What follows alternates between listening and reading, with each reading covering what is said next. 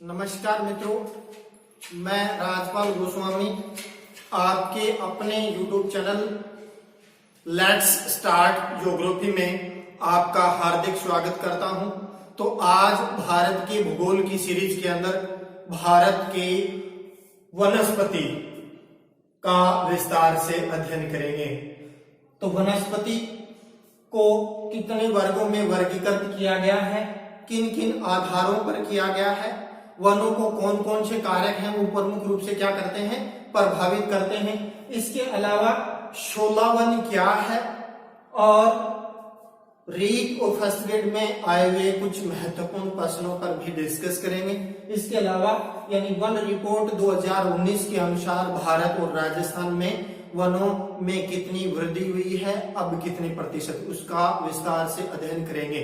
तो देखिए, वन संपदा या प्राकृतिक वनस्पति से तात्पर्य जो प्रकृति के द्वारा प्रदत्त मुख्य रूप से क्या है, अपने स्वयं उगती है, स्वयं जिसका मुख्य रूप से क्या है यानी बढ़वार होती है, वृद्धि होती है, विस्तार होता है, वो क्या है, प्राकृतिक वनस्पति के नाम से जाना जाता है। और भारत की भौतिक प्रदेशों में विविधता, यहाँ की यानी तापमान, वर्षा आदि कारकों की विविधता के कारण भारत में कई प्रकार के यानी वन संपदा है वो प्रमुख रूप से क्या है, पाई जाती है।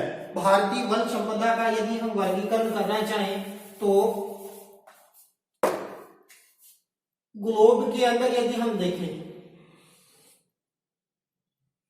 जैसे विषुवत रेखा के आसपास वाला क्षेत्र है वहां विषुवत रेखीय वन है वो प्रमुख रूप से पाए जाते हैं, या 23 डिग्री दक्षिण से 23 डिग्री उत्तर के मध्य उष्ण कटिबंधीय वन है वो प्रमुख रूप से क्या है, पाए जाते हैं, जिसमें उष्ण कटिबंधीय सदाबहार वन, उष्ण कटिबंधीय पतझड़ वन, कई कैटेगरी के अंदर इसको बांटा जा सकता है। इसके अलावा यदि हम 66.5 जाते हैं तो दोनों साइड में शीतोष्ण कटिबंधीय वन पाए जाते हैं। इसके ऊपर जाते हैं तो शीत कटिबंध टुंड्रा वन प्रमुख रूप से क्या ध्रुव क्षेत्रों के अंदर है वो पाए जाते हैं। तो इस प्रकार भारत में देखें तो भारत की जो अक्षांशीय स्थिति देखें तो 8 डिग्री 4 से 37 डिग्री यानी 6 उत्तरी अक्षांश के मध्य है। तो इसके अंदर देखें तो भारत के अंदर भी क्या है, तीर और महासागर स्थिति होने, पर्वतीय हिमालय पर्वत श्रेणी होने, कर्क रेखा मध्य में गुजरने के कारण कई प्रकार की वन संपदा है वो पाई जाती है। और इसको प्रमुख रूप से क्या है, 6 भागों के अंदर बांटकर इसका यानी वर्गीकरण किया गया है, जिसमें वर्षा और तापमान को प्रमुख आधार है वो माना गया है। तो इसमें यदि हम वर्गीकरण में देखें तो नंबर 1 आ जाता है उष्ण कटिबंधीय सदाबहार वन।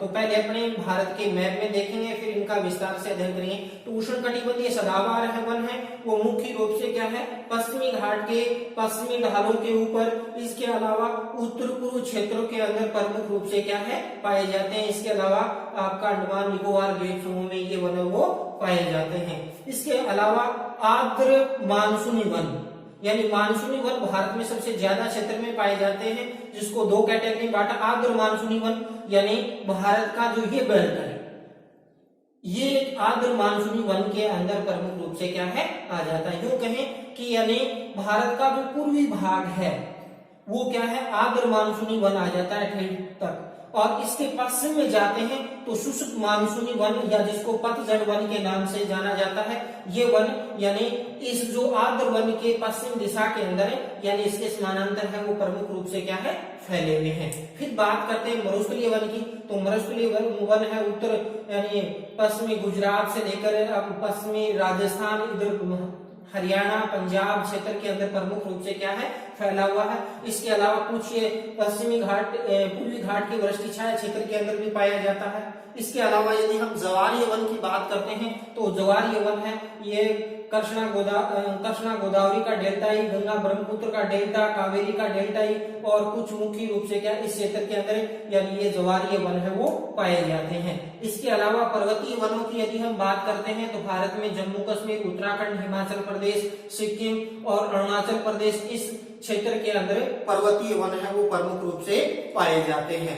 अब इनका क्या है वो विस्तार से अध्ययन है वो करते हैं। तो नंबर 1 आ जाता है अपना कौन सा, यानी उष्ण कटिबंधीय सदाबहार वन। तो उष्ण कटिबंधीय सदाबहार वन की बात करते हैं तो भारत में यानी पश्चिमी घाट का पश्चिमी भाग, उत्तर पूर्वी भारत के अंदर और अंडमान निकोबार द्वीप समूह के अंदर, यानी इन क्षेत्रों के अंदर उष्ण कटिबंधीय सदाबहार वन पाए जाते हैं। उष्ण कटिबंधीय सदाबहार वनों यानी उन क्षेत्रों में पाए जाते हैं जहां पर वर्षा 200 सेंटीमीटर से क्या होगी भाई अधिक होती है, और औसत तापमान है वो 20 डिग्री सेंटीग्रेड से अधिक है वो पाया जाता है, और आर्द्रता की मात्रा भी इस क्षेत्र के अंदर अधिक है वो पाया जाता है। जिसमें क्या है विभिन्न पादप वर्ग, विभिन्न वनस्पति वर्ग पाई जाती है, जिसमें यानी ऊंचे मध्यम निम्न श्रेणी के वृक्ष, उसमें घास और लताओं की मात्रा भी पाई जाती है, और इसके अंदर यानी विभिन्न कैटेगरी के वन होने के कारण, विभिन्न प्रकार की वन संपदा होने के कारण ये एक साथ पत्तों को नहीं झाड़ते हैं, इसलिए ये सदा हरे भरे रहते हैं, इसलिए इसको सदा हरित वन या सदाबहार वन के नाम से भी जाना जाता है।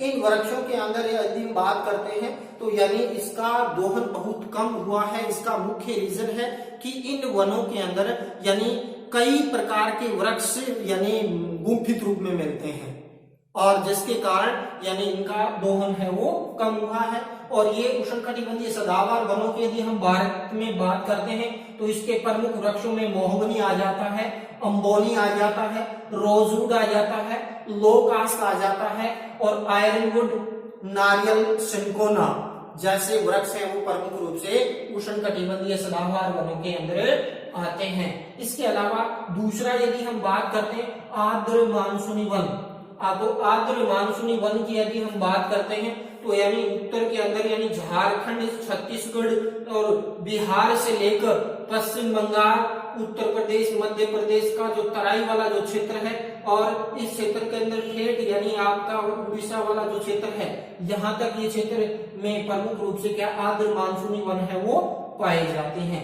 ये वन उन क्षेत्रों में पाए जाते हैं जहां पर वर्षा होती है कितनी भाई 100 से 200 सेंटीमीटर वर्षा है वो प्रमुख रूप से होती है। और फिर यदि हम बात करते हैं कि ये जो वन है यानी उन प्रमुख वृक्षों की यदि हम बात करते हैं तो इसमें जैसे चंदन है, सागवान है, शीशम है, आम है, कुसुम है, सहतूत के वृक्ष हैं वो प्रमुख रूप से क्या है पाए जाते हैं। इन वनों की विशेषता की यदि हम बात करते हैं तो इनकी इमारती लकड़ी के लिए इसका अतिदोहन अधिक हुआ है। इसका मुख्य रीजन ये है कि यानी एक ही वर्ग के जो वृक्ष है समूह के अंदर पाए जाते हैं, जिसके कारण इसका दोहन बहुत ही आसान हो जाता है। तो सबसे ज्यादा दोहन इन्हीं वनों का प्रमुख रूप से भाई हुआ है। और इसके बाद यदि हम बात करते हैं इन वनों के अंदर तो ये वन क्या है यानी ग्रीष्म ऋतु में आने पर अपने क्या है पत्तों को झाड़ देते हैं, इसलिए इसको आर्द्र पर्णपाती वनों के नाम से भी इनको प्रमुख रूप से जाना जाता है। इसके अलावा यानी थर्ड देखते हैं तो शुष्क मानसूनी पतझड़ वन। तो उष्णकटिबंधीय जो आर्द्र वन है उसके दक्षिण यानी इसके पश्चिम के अंदर उसके समानांतर जो वन फैले हुए हैं वो शुष्क मानसूनी पतझड़ वन है। और इन पतझड़ वनों की यदि हम बात करते हैं तो ये वन है वो मुख्य रूप से क्या है पूर्वी राजस्थान से लेकर उत्तर पश्चिमी मध्य प्रदेश, गुजरात के अंदर आ जाता है, महाराष्ट्र, कर्नाटक के अंदर और पंजाब, हरियाणा, उत्तर प्रदेश के अंदर ये वन है वो प्रमुख रूप से भाई फैले हुए हैं। और इन वनों की बात करते हैं तो इसके अंदर यानी वर्षा की मात्रा है वो 100 सेंटीमीटर से लेकर 50 सेंटीमीटर के मध्य प्रमुख रूप से इसके अंदर होती है। इन वृक्षों के अंदर यानी शुष्कता आती जाती है, यानी यहाँ वर्षा थोड़ी कम होती है तो पेड़ों की ऊंचाई भी बेसिकली कम मिलती है, और ये पतझड़ के मौसम के अंदर अपने पत्ते झाड़ देते हैं, और इनकी जड़ें थोड़ी सी गहरी प्रवृत्ति की होती है, छाल थोड़ी सी मोटी प्रवृत्ति की इसके अंदर है वो पाई जाती है। और इन जो उष्णकटिबंधीय शुष्क मानसूनी पतझड़ वन की यदि प्रमुख वृक्षों की बात करते हैं तो इसके अंदर आपका बरगद आ जाएगा, पीपल आ जाएगा, आंवला आ जाएगा, महुआ आ जाएगा, पलाश आ जाएगा और धोक जैसे क्या है कई वृक्ष हैं इसके अंदर पाए जाते हैं। इसके बाद यदि हम चौथे वनों की यदि हम बात करते हैं तो मरुस्थलीय कंटीले वन आ जाते हैं। तो मरुस्थलीय कंटीले वन है वो यानी इस बेल्ट के अंदर प्रमुख रूप से पाए जाते हैं, जिसमें पश्चिमी राजस्थान का जो थार का मरुस्थल है, उत्तर पश्चिमी गुजरात आ जाता है, पश्चिमी पंजाब और हरियाणा के अलावा प्रायद्वीपीय पठारी भाग जो पूर्वी घाट का जो के मतलब जो वृष्टि छाया क्षेत्र है प्रायद्वीपीय पठारी भाग का, वहां पर ये मरुस्थलीय कंटीले वन है वो प्रमुख रूप से क्या है पाए जाते हैं। और ये जो वन है वो मुख्य रूप से क्या है भाई यानी 50 सेंटीमीटर से यानी कम वर्षा वाले क्षेत्रों के अंदर पाए जाते हैं। और इन वृक्षों की प्रमुख विशेषता मरुदविद होते हैं, लंबी जड़ें मिलेंगी, छाल मोटी मिलेगी, जो पत्ते हैं कांटेदार हैं वो मुख्य रूप से क्या है मिलेंगे, ग्रीष्म ऋतु में अपने पत्ते हैं क्या है झाड़ देते हैं। और इन वृक्षों की यदि हम बात करते हैं तो जिसमें अपने आसपास मिलने वाला जैसे खेजड़ा है, रोइड है, कीकर है, कैर, फोग, नागफणी, जाड़, ये जो वृक्ष हैं वो प्रमुख रूप से इसके अंदर प्रमुख रूप से पाए जाते हैं। इसके अलावा पांचवा वन की बात करते हैं ज्वारीय वन या दलदली वन। तो ज्वारीय वन है वो मुख्य रूप से आपका गंगा और ब्रह्मपुत्र का डेल्टा जो पश्चिम बंगाल के अंदर, इसके अलावा कृष्णा गोदावरी का डेल्टा, कावेरी का डेल्टा और गुजरात का जो मुख्य कच्छ और खंबात की खाड़ी वाला जो क्षेत्र है वहां, इसके अलावा अंडमान निकोबार द्वीप समूह के अंदर यानी प्रमुख रूप से पाए जाते हैं। तो ज्वारीय वन है समुद्र के खारे जल के अंदर होते हैं, इसको क्या है यानी प्रमुख रूप से लवणीय वन के नाम से जाना जाता है, क्योंकि इस वन के अंदर यानी मुख्य रूप से मैंग्रोव वन के नाम से भी इसको प्रमुख रूप से क्या है जाना जाता है। और इस वृक्षों की यदि हम बात करते हैं तो ये दलदल कीचड़ वाला जो क्षेत्र होता है डेल्टा क्षेत्र, वो इसलिए इसको दलदली वन के नाम से भी प्रमुख रूप से क्या है जाना जाता है। इन वृक्षों के अंदर बात करते हैं तो सुंदरी वन की सुंदरी वृक्ष, फोनिक्स, रोजोफोरा, सोनेरेशिया और नीपा जैसे वृक्ष हैं वो प्रमुख रूप से क्या है इसके अंदर पाए जाते हैं। और इसके अंदर रीत के अंदर ये प्रश्न भी पूछा गया था 2011 के अंदर कि सुंदरी वृक्ष कौन से वनों के अंदर आते हैं। तो सुंदरी वन है वो ज्वारीय वनस्पति का प्रमुख उदाहरण है वो माना जाता है। तो इस प्रकार क्या हो गया यानी ये हो गया आपका कौन सा भाई यानी ज्वारीय वन। इसके अलावा हम बात करते हैं पर्वतीय वन। तो पर्वतीय वन की यदि हम बात करते हैं तो भारत के अंदर कौन सा, जम्मू कश्मीर, हिमाचल प्रदेश, उत्तराखंड, सिक्किम, अरुणाचल प्रदेश जैसे राज्यों के अंदर प्रमुख रूप से पाए जाते हैं। इन वनों की विशेषता है कि जैसे जैसे ऊंचाई पर जाते हैं तो वनों का वर्गीकरण है वो प्रमुख रूप से क्या है भिन्नता पाई जाती है। जैसे पहले हम बात करते हैं पर्वतीय क्षेत्रों के ढाली भागों पर यानी चौड़ी पत्ती वाले वन है वो प्रमुख रूप से पाए जाते हैं, जिसके अंदर चेस्टनट है, ओक है, वालरा जैसे वृक्ष है वो प्रमुख रूप से क्या है पाए जाते हैं। उसके ऊपर 2500 मीटर की ऊंचाई के ऊपर जाते हैं तो वहां कोणधारी या शंकुधारी वन है वो प्रमुख रूप से क्या है इसके अंदर पाए जाते हैं, जिसके अंदर आपका चीड़ है, देवदार है, सप्रूस है जैसे वृक्ष है वो प्रमुख रूप से क्या है यानी पाए जाते हैं। इसके अलावा यानी 3000 से 3600 मीटर की ऊंचाई पर जाते हैं तो वहां यदि हम देखते हैं तो उस क्षेत्र के अंदर अल्पाइन वन है वो प्रमुख रूप से क्या है पाए जाते हैं। तो अल्पाइन वन यानी 3000 से लेकर 3600 मीटर की ऊंचाई पर पाए जाते हैं, जिसमें आपका जूनिपर हो गया, सिल्फर हो गया, बर्च हो गया, रोडेड्रम जैसे वृक्ष हैं वो पाए जाते हैं। उसके ऊपर यानी वृक्ष नहीं पाए जाते, वहां काय है, लाइकेन है, शैवाल है, मांस जैसे क्या है कई यानी शैवाल उत्पादक है वो प्रमुख रूप से क्या है पाए जाते हैं। तो इस प्रकार यानी ये हो गया अपना कौन सा भाई पर्वतीय वन के अंदर वर्गीकरण है वो हो गया। दूसरा यदि मित्रों हम वर्गीकरण के आधार की यदि हम बात करते हैं तो भारत के वनों को हम यानी अक्षांशीय स्थिति के आधार पर देखें तो भारत में वनों को 2 कैटेगरी के अंदर बांटते हैं। नंबर 1 तो आता है शीतोष्ण कटिबंधीय वन, शीतोष्ण कटिबंधीय वन जो भारत के कुल वन का कितना प्रतिशत है भाई, 7% भाग पर ये वन पाए जाते हैं। दूसरा आता है उष्णकटिबंधीय वन। ये भारत के कुल क्षेत्रफल के कितने प्रतिशत भाग पर पाए जाते हैं भाई, 93% भाग पर ये वन है वो पाए जाते हैं। इन वनों की यदि हम विशेषता देखते हैं तो शीतोष्ण कटिबंधीय वनों के अंदर हमने बात की थी कि मुख्य रूप से 200 सेंटीमीटर से अधिक वर्षा वाले क्षेत्रों के अंदर ये वन पाए जाते हैं। और इन वनों को 2 कैटेगरी के अंदर बांटते हैं भाई।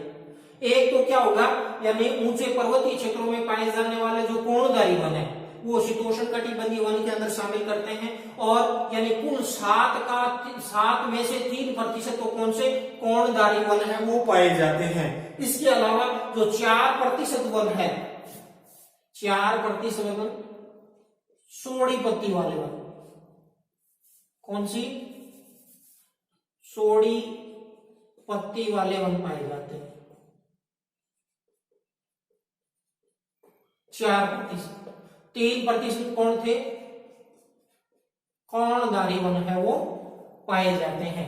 दूसरा यदि हम बात करते हैं उष्णकटिबंधीय वन की, तो उष्णकटिबंधीय वन भारत के कुल वन का 93% है, जिसमें से 80% जो वन है वो पाए जाते हैं कौन से, मानसूनी वन के अंदर। यानी ये वाला जो बेल्ट है वो मानसूनी वन क्षेत्र के अंदर प्रमुख रूप से भाई आता है। और इन वनों के अंदर देखते हैं तो यानी इसके अंदर 80% तो मानसूनी बनाते हैं। इसके अलावा 12% कौन से सदाबहार वन है वो प्रमुख रूप से पाए जाते हैं। 1% अन्य वन की कैटेगरी के अंदर इसको प्रमुख रूप से बांटा गया है। इसके अलावा दूसरा यदि हम वर्गीकरण की बात करते हैं तो डेडले स्टाम्प नामक भूगोलवेत्ता हुए, तो डेडले स्टाम्प ने भी भारतीय वनों को प्रमुख रूप से क्या है, 4 भागों में बांटा है। तो नंबर 1 सदा हरित वन के अंदर वर्गीकृत किया है, दूसरा मानसूनी वन के अंदर वर्गीकृत किया है, तीसरा शुष्क वन के अंदर, और चौथा मरुस्थलीय वन के अंदर वर्गीकृत किया है। तो ये प्रश्न नेट के अंदर आया हुआ है कि डेडले स्टाम्प ने भारतीय वनों को कितने भागों में वर्गीकृत किया है। तो 4 भागों में, यानी सदा हरित वन, मानसूनी वन और मरुस्थलीय वन, और चौथा आ जाएगा शुष्क वन के अंदर प्रमुख रूप से क्या है, विभाजित किया है। इसके अलावा यदि हम वर्गीकरण देखें तो भारतीय संविधान के अंदर भी क्या है, स्वामित्व और प्रशासन के आधार पर भी भारतीय वनों को 3 कैटेगरी के अंदर प्रमुख रूप से क्या है, बांटा गया है। जिसमें 1 नंबर आता है राजकीय वन, जो कुल वन के यदि हम बात करते हैं 93.8% भागों में वर्गीकृत किया गया है। दूसरा यदि हम बात करते हैं सामुदायिक वन, जो भारत के कुल वन का 4.9% है। इसके अलावा निजी वन जो 1.3% भाग पर पाया है। एक बार केवीएस के अंदर ये प्रश्न पूछा गया था कि भारत के अंदर जो निजी वन है उसका सर्वाधिक भाग किस राज्य के अंदर पाया जाता है, तो सर्वाधिक भाग पाया जाता है उड़ीसा राज्य के अंदर। 1600 वर्ग किलोमीटर क्षेत्र के अंदर ये निजी वन है वो प्रमुख रूप से भाई पाए जाते हैं। इसके अलावा यदि हम चौथा वर्गीकरण देखें तो भारत के अंदर मुख्य रूप से क्या है, यानी संविधान के अनुसार वनों का वर्गीकरण और प्रशासनिक दृष्टि से भी मुख्य रूप से क्या है, यानी रक्षित और प्रोटेक्टेड फॉरेस्ट के अंदर इसको प्रमुख रूप से क्या है, बांटा जा सकता है। इसके अलावा यदि हम देखते हैं तो दूसरा रक्षित वन और अवर्गीकृत वन, यानी प्रशासनिक दृष्टि से वनों को 3 भागों में वर्गीकृत किया गया है। एक तो यानी आरक्षित वन, दूसरा संरक्षित वन और तीसरा अवर्गीकृत वनों के अंदर भारतीय वनों को प्रमुख रूप से क्या वर्गीकृत है वो किया गया है। तो ये तो क्या क्या है, भारतीय वनों का वर्गीकरण। उसके बाद यदि हम बात करते हैं कि आपके एग्जाम के अंदर कौन कौन से किस तरीके के प्रश्न है वो आपसे पूछे गए हैं, उसके अंदर यदि हम बात करते हैं तो रीट 2011 के अंदर एक प्रश्न पूछा गया था कि सुंदरी जो वन है, सुंदरी वन है वो कौन से वनों के अंदर पाए जाते हैं, तो उसके अंदर दे दिया गया था विश्वतरेखी वन, सदाबहार वन, उष्णकटिबंधीय मानसूनी वन या ज्वारीय वन। तो ज्वारीय वन के अंदर जो सुंदरवन का डेल्टा है उसमें अधिकांश जो पेड़ हैं सुंदरी वनों के होते हैं, इसलिए यानी ये सुंदरी वन ज्वारीय वनों के अंदर वर्गीकृत है वो किया गया है। इसके अलावा आरटेट 2015 के अंदर भी एक प्रश्न पूछा गया था।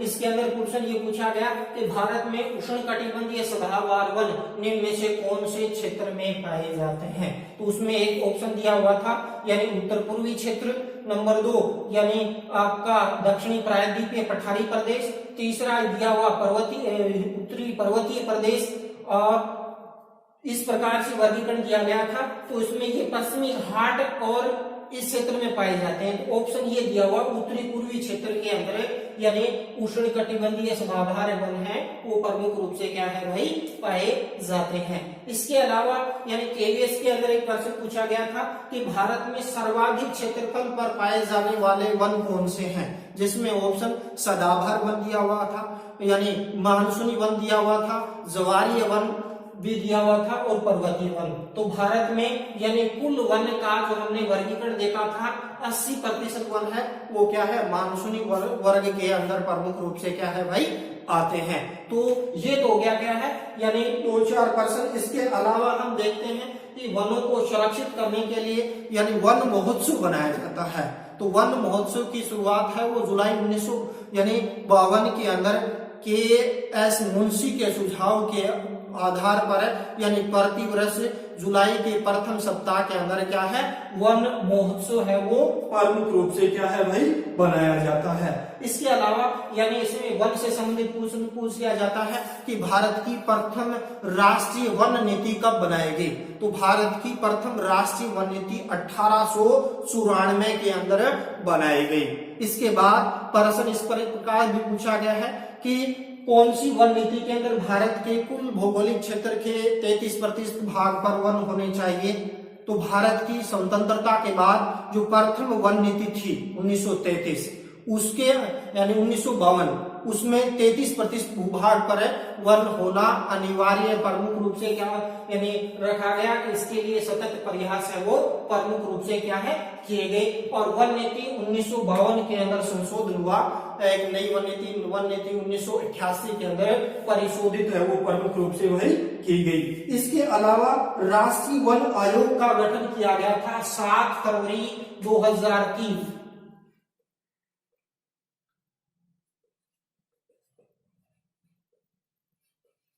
राष्ट्रीय वन आयोग का गठन है वो प्रमुख रूप से इसके अंदर कब किया गया यानी 7 फरवरी 2003 को राष्ट्रीय वन आयोग का गठन किया गया। इसके अलावा यानी भारत और विश्व के इतिहास में वनों के संरक्षण करने के लिए मुख्य रूप से क्या है यानी मुख्य रूप से आंदोलन हुआ था जिसको खेजरली आंदोलन के नाम से जाना जाता है, जिसमें मुख्य रूप से क्या है विश्नोई समाज की यानी महिला और पुरुषों ने मुख्य रूप से 363 महिलाओं ने मुख्य रूप से क्या है यानी बलिदान है वो दिया था। और उसकी उपलक्ष्य के अंदर है जोधपुर के खेजरली ग्राउंड के अंदर क्या है यानी एक वृक्ष मेले का आयोजन किया जाता है। और यह घटना 1730 के अंदर प्रमुख रूप से वही घटित हुई थी। इस प्रकार मित्रों आज हमने क्या है भारत की प्राकृतिक वनस्पति का विस्तार से अध्ययन किया और कुछ रीड और फर्स्ट ग्रेड में आए हुए प्रश्नों के बारे में अध्ययन हमने किया। और वन रिपोर्ट 2019 की जो 16वीं वन रिपोर्ट है उसके बारे में विस्तार से अध्ययन है वो कल हम अपने नेक्स्ट वीडियो में करेंगे। इसके अलावा विभिन्न एग्जामों में आए हुए प्रश्नों का भी विस्तार से अध्ययन अगले वीडियो के अंदर करें। तो इस प्रकार मित्रों इस वीडियो को आप यानी पूरा वॉच करें। इसी के साथ जय हिंद जय भारत।